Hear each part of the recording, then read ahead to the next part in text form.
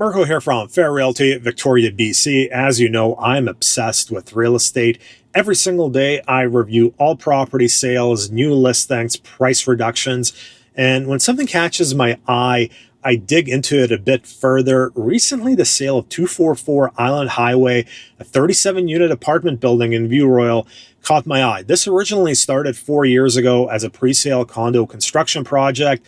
I believe at one point they were upwards of 40% sold. Then it hit some financial difficulties. Construction was paused for a year. Then it restarted. And most recently, it hit the market as a completed 37-unit apartment building, court-ordered sale, which means the original pre-sale purchasers were returned their deposits, and this was switched over from a strata to an apartment building. When it hit the market at $19,115,000, I personally thought the price was a bit high. Reason being is out of the 37 units, 21 are one bedroom, so the majority are one bedroom, and the 16 other units are two bedroom. I thought it would sell somewhere between 18 and 18.5 million. You have to keep in mind, it's one of the worst condo markets we've seen in decades. Purpose-built rentals not doing much better. Rents are dropping across the country. Rents are dropping substantially in Victoria. You don't have investors going out there looking for purpose-built rentals in a market where every month rents are dropping. So when this was reported sold at $23,370,000 or $4.255 million over asking price, I started looking into it a bit as that sale price didn't make a lot of sense to me. And when I started Googling things, I ended up on the Department of National Defense government website. So the Department of National Defense acquired this 37-unit building as part of their housing strategy to house military personnel and their families.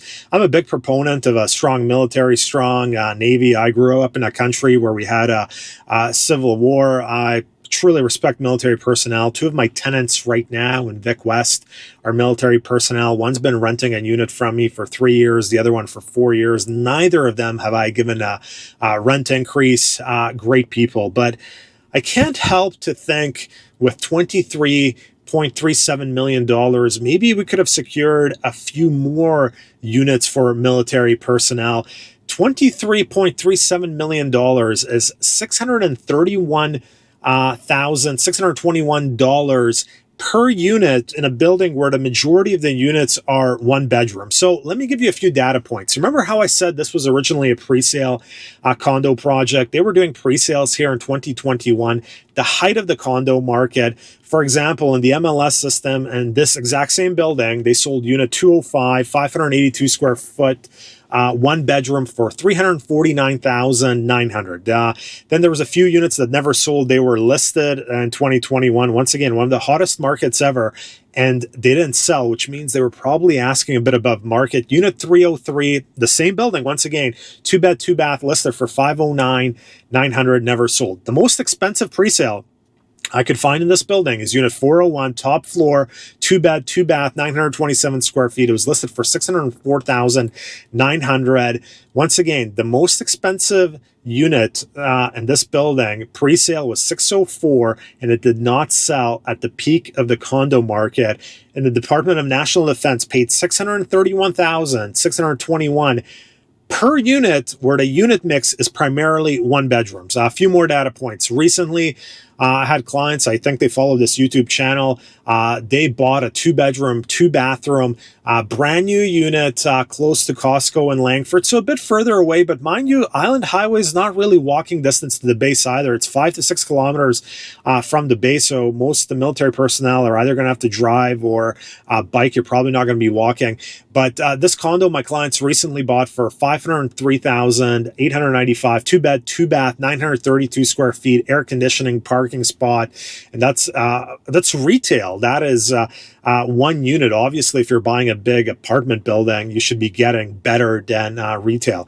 Another data point, I personally bought in a building called Pacific House, very close to the base, 1.8 kilometers to the base, walking distance to the base.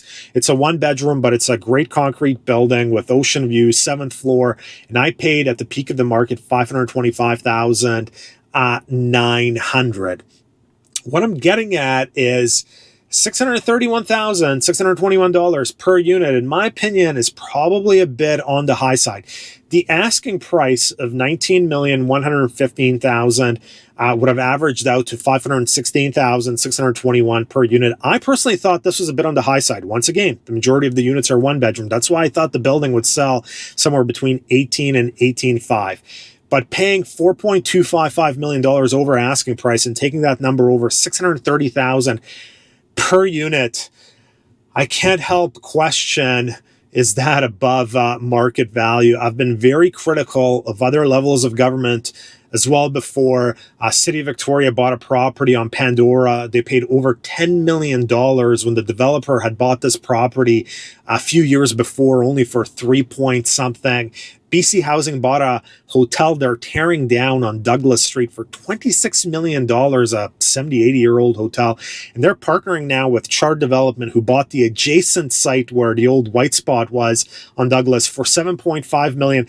And Chard bought that property afterwards in a rising market. So Chard, for their portion of the land, paid $7.5 million. BC Housing paid $26 million.